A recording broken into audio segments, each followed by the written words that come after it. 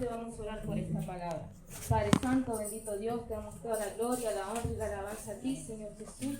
Padre Santo, bendito Rey, que seas tú hablándonos en esta tarde, en esta noche, Señor Jesús. Padre Santo, toma el control de nuestra mente, de nuestro corazón, toma el control de mi vida, Señor Jesús. Que no sea mi carne ni sea yo, Padre Santo, sino que sea tu Santo Espíritu hablando a través de mí, Señor Jesús.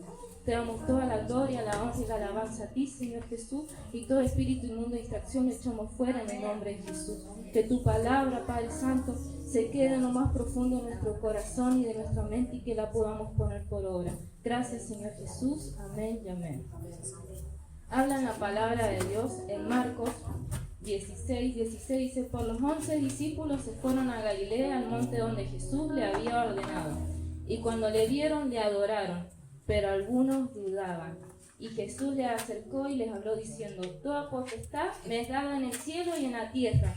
Por tanto, id y haced discípulos a todas las naciones, bautizándolo en el nombre del Padre, del Hijo y del Espíritu Santo, enseñándoles que guarden todas las cosas que os he mandado, y he aquí que yo estoy con vosotros todos los días hasta el fin del mundo. Amén. Y cuando Jesús se encuentra en Nazaret, hace recordar este versículo de Isaías que dice: el Espíritu del Señor está sobre mí, por cuanto me ha ungido para dar buenas nuevas a los pobres.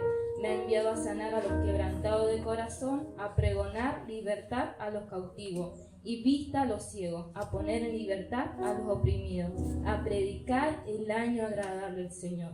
Y enrollando el libro lo dio al ministro y se sentó. Y los ojos de todos de la sinagoga estaban fijos en él. Y comenzó a decirle: hoy se ha cumplido esta escritura delante de vosotros. Cuando vemos todos pasajes bíblicos, habla de que hay que ir y hacer, pero todo se trata sobre el prójimo. Para eso necesitamos el amor hacia los demás. Eso es Jesús. Dice en la palabra de Dios que hay que amar a Dios y al prójimo. Pero vamos a leer que lo que dice en 1 Corintios capítulo 13, verso del 1 al 7, en traducción lenguaje actual. Dice: si no tengo amor, de nada me sirve hablar todos los idiomas del mundo y hasta el idioma de los ángeles. Si no tengo amor, soy como un pedazo de metal ruidoso. Soy como una campana desafinada. Si no tengo amor, de nada me sirve hablar de parte de Dios y conocer sus planes y sus secretos.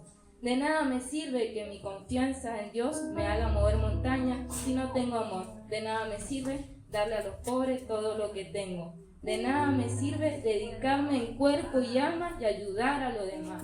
El que ama tiene paciencia en todo y siempre es amable.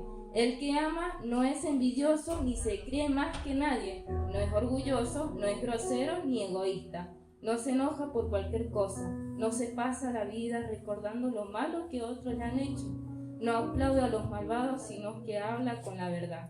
El que ama es capaz de aguantarlo todo, de creerlo todo y de esperarlo todo y de soportarlo todo. Acá vemos que dice que de qué me sirve hablar de la palabra de Dios y conocer sus planes si no tengo amor. ¿Podemos servir sin amor? Obvio, sí. ¿Podemos tener fe? Sí, y no tener amor. Podemos hablar en lenguas angelicales, pero si no tenemos amor, de nada nos sirve. Lucas nos enseñó de que para servir hay que seguir a Jesús, tomar nuestra cruz y servir, negarnos por completo. Pero Jesús nos enseña que nosotros estamos para servir a los demás. Ese es el mayor de todos, aquel que le sirve al prójimo con amor. En Mateo capítulo 20, 28 dice: como el Hijo del Hombre no vino para ser servido, sino para servir y para dar su vida en rescate por muchos. Vemos que acá Jesús no vino acá a sentarse en un trono y estar con un dedito así, sino vino no vino para que sea servido, sino para servir hacia los demás, siempre para dar su vida a los rescates para muchos. Ahora vemos que en la Biblia habla de los requisitos del servicio. En Hechos capítulo 6, 2 dice: entonces los 12 convocaron a la multitud de los discípulos y dijeron: no es justo que nosotros dejemos la palabra de Dios para servir a las mesas. Buscad pues, hermano, entre vosotros a 7 varones de buen testimonio, llenos del Espíritu Santo y de sabiduría, a quienes encarguemos este trabajo. Habla del servicio. El servir no es para cualquiera. Es aquel que ama al prójimo, que tiene un buen testimonio, es lleno del Espíritu Santo y de de sabiduría. Eso se logra con la búsqueda constante del Espíritu Santo. Cuando vemos este capítulo, de Hechos, capítulo 6, le hago un breve resumen, habla de que algunas personas se estaban quejando de las viudas, y había que servir a las viudas, y había que ponerle las mesas. Y se quejaban porque ¿quién iba a ponerle las mesas? Y no se eligió a cualquier persona. Para hacer el servicio se eligió a ciertas personas que sean de buen testimonio, llenos del Espíritu Santo y de sabiduría. Entonces, ¿por qué muchas veces nos cansamos de servir? En Lucas capítulo 10, 38 al 42 dice, Jesús visita a Marta y a María. Dice, aconteció que yendo al camino entró una aldea y una mujer llamada Marta le recibió en su casa. Esta tenía una hermana que se llamaba María, la cual sentándose a los pies de Jesús oía su palabra. Pero Marta se preocupaba con muchos quehaceres y acercándose dijo, Señor, ¿no te da cuidado que mi hermana me deje servir sola? Dile pues que me ayude. Y respondiendo Jesús le dijo, Marta, Marta, Marta, afanada y turbada estás con muchas cosas, pero solo una sola cosa es necesaria, y María ha escogido la buena parte, lo cual no le será quitada. ¿Cuántas veces hacemos muchas cosas acá dentro de la iglesia y decimos, ¿por qué aquel fulano mengano está no me ayuda? ¿Por qué no están acá, no sé, los que limpian? ¿Por qué no se anotan más personas a limpiar? ¿Por qué no hay más personas en la alabanza? Yo era esa la que me quejaba. Y decía, ¿por qué no viene un bajista mejor que toque mejor que yo? No le pego de erro a la mayoría de las cosas, de pobre chico. Y muchas veces nos quejamos, pero el Señor nos dice, no seas tan afanada y tan turbada. Muchas veces nos cansamos del servicio porque perdemos de foco de lo que es más importante, que es Jesús. Miramos a los demás si hacen o no hacen, como le pasó a Marta, dejó de escuchar a Jesús por enfocarse en el servicio. Y eso nos puede pasar. Por eso es de suma importancia la búsqueda del Espíritu Santo, a tomarse un tiempo a solas, a escucharlo, a aceptar su guía y pedírsela para poder obrar. Servir con amor, para poder despojarnos, para dar a los demás. Cuando vemos este pasaje, muchas veces nos sentimos identificados y muchas veces las personas que les gusta servir se enfocan en servir y hacen ya, si no entra acá, si no entra allá, te va a escapar, más para todas partes, pero se olvidan algo que es muy importante, la intimidad sola con el Señor. Y le voy a robar una parte de un estudio que compartió el pastor Matías hace poquito, que dice que hay que tener amor por los perdidos, hay que ser intencional, hay que dejar el juicio, la acusación de nuestro corazón. Hay que amar tanto que nos duela ver la gente apartada del Señor. También nos enseñó el pastor que hay que dejar el egocentrismo. Hay que dejar de ser nosotros lo primero. Hay que ser comprometido, pero con amor. Porque puedes tener compromiso, pero no amor. Hay que ser apasionado, pero con amor. Y me va a decir, pero si una persona que es apasionada es porque ama algo. Vemos en las redes sociales, en la televisión, los famosos que son reapasionados. Van con uno, van con otro, van acá, van allá. Y no tienen amor, porque si tuvieran amor estarían con una sola persona y serían apasionadas con esa sola persona. Una persona que es apasionada por un equipo no es apasionada, hoy día soy el tomo y mañana soy de la letra. No, porque ama un equipo y se enfoca en ese equipo. Por eso la pasión tiene que ir acompañada con el amor, porque si no es cualquier cosa. En 1 Samuel 15, 23 al 25 dice lo siguiente: porque como pecado de adivinación es la rebelión, y como ídolo e idolatría la obstinación, por cuanto tú desechaste la palabra de Jehová, él también te ha desechado para que no seas rey.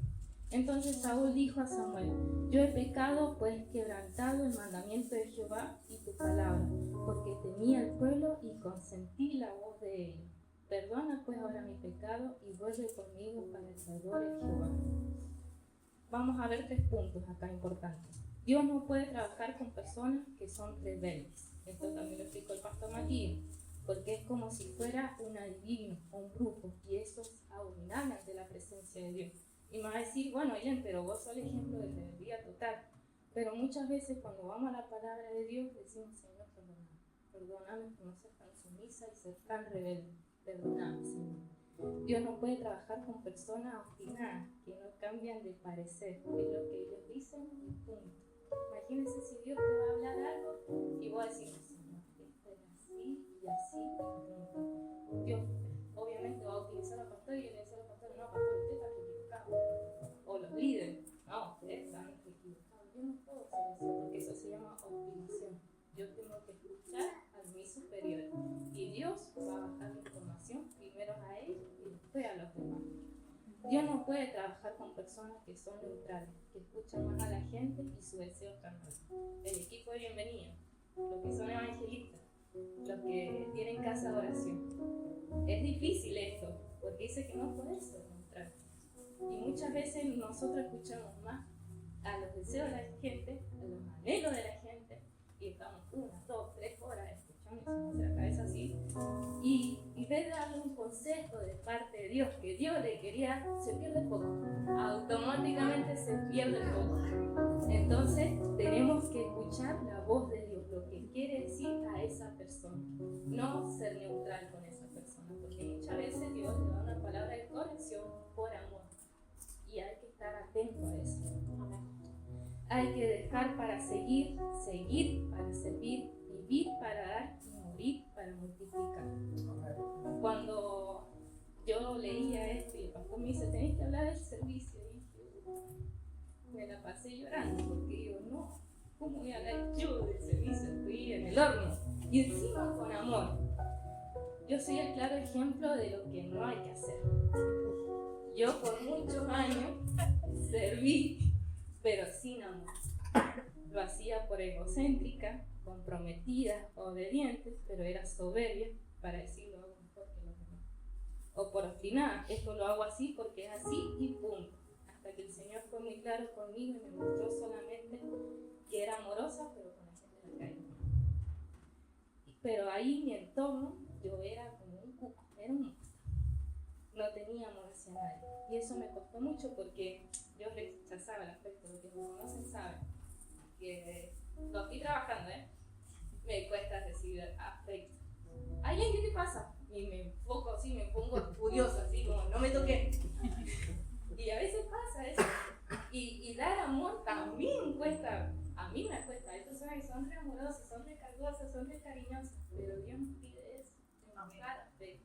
Amén. Pero si nosotros demostramos afecto con los de afuera y no con los de adentro, ahí yo entendí que yo no tenía amor por los de afuera. Porque si yo no demostraba adentro, es porque yo con los de afuera era pura falsedad nomás. Muchas veces nos podemos disfrazar de ¿cómo se llama? De ser un discípulo disfrazado, como dijo Lucas, un lobo feroz. Muchas veces somos un siervo, sí, yo hago todo, yo pastor acá, yo soy un excelente indígena en todo, pero por dentro son un lobo, son muy malos. Y muchas veces, si bien todos somos malos, pero muchas veces hacemos tanto servicio, hacemos tanto la obra de Dios, trabajamos con tantas personas, pero nos olvidamos de lo que es más importante que el talento, más importante que los dones, de todo. Y cuando vamos a la Biblia, siempre dice el más importante es el amor. Amén. Cuando nosotros hacemos las cosas sin amor, va a venir el Señor un día y nos va a preguntar, no, nosotros le decimos, no, Señor, yo hice esto, yo hice aquello, yo hice acá, yo hice allá, hice sanidades, cumplí tu palabra, de tu obra. Y el Señor me decía, apartá de mí, hacedora de maldad. Yo nunca te conocí, porque la obra se hace con amor, el servicio es con amor.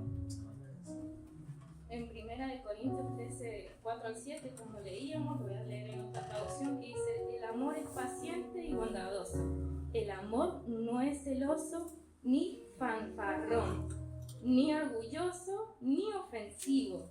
No exige que las cosas se hagan a su manera. Escuche bien. No exige que las cosas se hagan a su manera.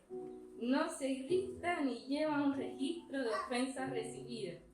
No se alegra de la injusticia, sino que se alegra cuando la verdad triunfa. El amor nunca se da por vencido, jamás pierde la fe. Siempre tiene esperanza y se mantiene firme en todas circunstancias. Como leímos acá, el amor no exige que las cosas se hagan a su manera. Y eso es muy importante en el servicio.